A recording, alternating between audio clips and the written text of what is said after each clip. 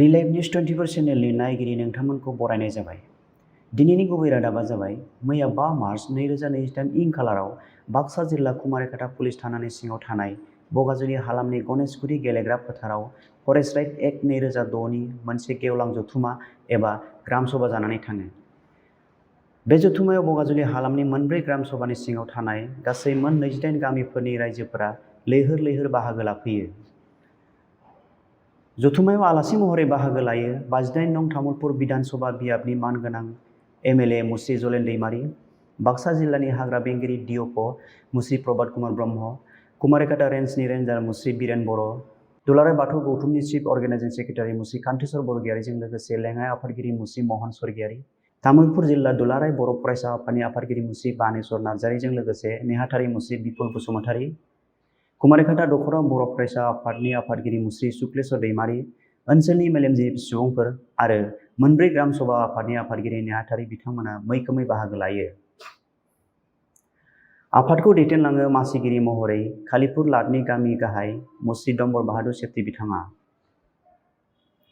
बे जथुमानि गाहाय थांखिया जादों बिटिआर एग्रिमेन्टनि दफा बायदियै कुमारिकाटा हालामनि सिङाव थानाय बगाजुलियाव बाथौ हारिमापुरि आरो भेटेरिनारि कलेज गायसननायजों लोगोसे बगाजुलिनि गासै फरेस्ट भिलेजफोरखौ रिभिनिउ खालामनांगौनि थांखि। खौराङाव मिथिहोनाय बायदिब्ला बिथांमोना फरेस्ट राइट एक्ट 2006 नि गेजेरजों हानि एलटमेन्टखौ मोनदोंमोनब्लाबो सरकारि माखासे बिफानफोरा बिथांमोननि थानाय गामिफोरखौ गनायथि होनो नागिरा, लोगोसे PRC आरो इनकाम सार्टिफिकेटबो होनो नागिरा होनना बुंदों।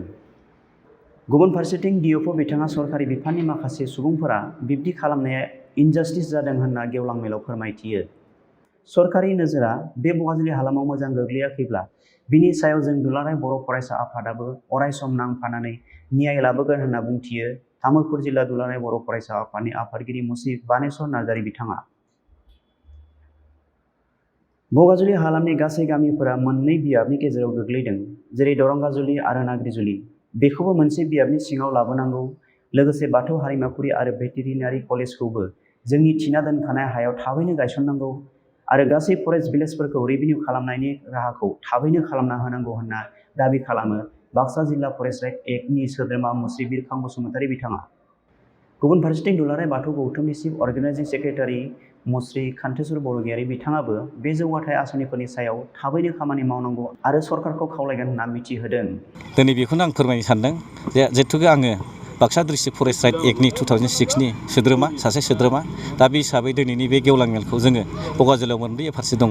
बे मोनब्रै एफार्टसिजों ज' जानानै दिनैहाय जों बेहाय आलासि हिसाबै गाहाय आलासि हिसाबै एमएलए सारखौ हांख्रायनाय जादों। बिथाङा फैदों आरो डिपु सार जिहेथु माने हानि बिगोमा फरेस्टनि बिगोमा जाहैबाय डिपु रेन्जार बिथांमोनहा नुजाफैदों।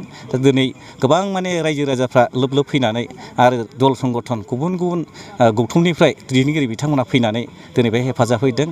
अलरेडि माने जोबनानै थांबाय। दा दिनैहाय आं बेखौनो बुंनो नागिरदों जोंनि बे जथुमाया साक्सेसफुल जादों आरो जोंनि डिमान्डआ बेनो जे जेनेबा बगाजुलियावहाय दाख्लि बिटिआरनि एकर्ड बायदियै 1 नम्बरावनो जोंहा बेहाय भेटेरिनारि कलेज गायसननाय आरो बाथौ हारिमापुरि गायसननाय, ओमफ्राय लोगोसे जोंहा बगाजुलिया फरेस्ट भिलेज जाबाय। बे फरेस्ट भिलेजखौ दा जोंनो न्यायि फाट्टा खालामनांगौ, बे मोनसे डिमान्ड थाबाय। आरो बगाजुलियाव दिनै माखासे खावनै जानानै दं जोंहा। मोनसेया जाहैबाय दरंगाजुलियाव गोलैदों आरो खावसेया जाहैबाय नाग्रिजुलि समस्थियाव गोलैदों। नाग्रिजुलि समस्थियाव थानाया गारजेन गैयैबो जादों गोबां उसुबिदायाव। बेनिखायनो जों डिमान्ड खालामदों जाहाथे बे नाग्रिजुलि समस्थियाव थानायखौबो दरंगाजुलियाव खौसेयाव लाबोनांगौ।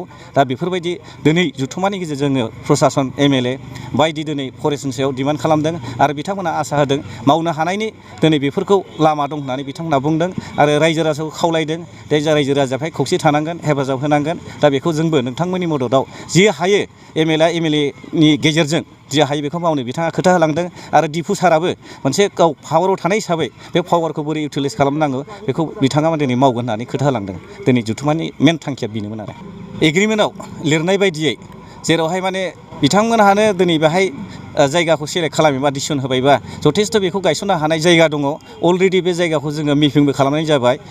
मेपिं खालामखांनानै बाथौ हारिमापुराव बेसेबां होनांगौ, भेटेरिनारिनाव बेसेबां होनांगौ जों बेखौ ग्राम सभायाव मिटिं खुंनानै पास खालामनानै अलरेडि दोनखानाय जाबाय। माथ्र' जों बेखौल' खावलायदों दा बिथांमोना इमिडियेट बेखौ बिटिआर गभर्नमेन्टआ जा प्रमद सार, चिफ सारखौ आं खावलायदों जाहाथे बिथाङा नैबे खामानिखौ मावफुंनायाव जथेस्थ' जोंखौ हेफाजाब होयो। मानोना दा बिटिआरनि चिफआ जाहैबाय प्रमद सार, गासिबो बिथांनि आखायाव दं। ओंखायनो बिथाङा जाहाथे बे बुस्थुखौ जुदि एग्रिमेन्टआव दंमारोबा आरो थाबैनो नैबे जुदि जायगाखौबोथ' जोङो ग्राम सभा पास खालामना दोनखाबाय अलरेडि आरो बिनि थाखाय डिफुआ जि नांगौ बिथाङा माने हेफाजाब होगोनानै खोथा होलांबाय बेहाय साननांगौ जेबो गोनो गोथो गैया मात्र जोंहा बेहाय चिफ सार बिटिसि माबानि जोंनि बिटिआरनि बिथाङा बेखौ मोजाङै दायथ' लानानै एक्सन लाबानो जागोन होननानै जों आसा खालामो आरो बे अनुस्थाननि डिक्लार होनाय लोगो लोगो दिनै जुथुमानि गेजेरजों मोनथिबाय दि डिपु सारा मावनो हायो होननानै खोथा होलांबाय एमएलए सारा 100% मावगोन होननानै होलांबाय दा बेखौ आरोथ' बुंनांगौ जेबो खोथा गैया बिनिफ्राय आरो देरसिन रंजानाय खुसि दिनैनि दिना आरो बुंनो थाङोबा दा बेफोरखौ मावफुंनायनि दिनै मोनसे फार्स्ट स्टेप होननानै जों साननानै लादों आरो दिनैनिफ्राय जागायजेनगोन होनना रायजो राजाया जोबोद रंजानाय मोनदों आरो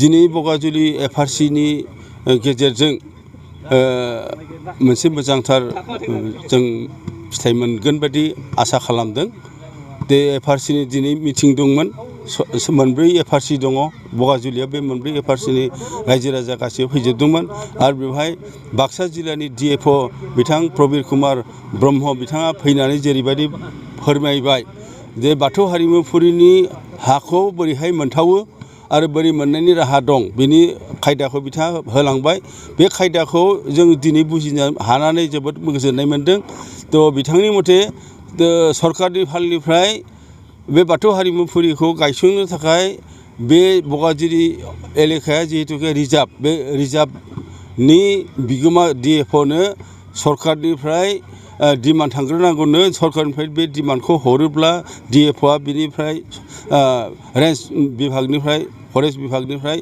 बिथांमोना डिमान्डखौ सरकारनि खाथियाव डिपार्टमेन्टलि पारमिसनखौ लानायनि बेबस्थाखौ खालामगोन ओरै होननानै बिथाङा बाथ्रा होलांबाय गतिके बावैनो जोङो बे बाथौ हारिमुफुरिखौ गायसंनो हानाय बायदि जिथु सिस्टेम हा एलटमेन्ट बे एलटमेन्टनि बेबस्थाखौ जों लागोन होननानै दिनै गोसोआव जुनानै लाबाय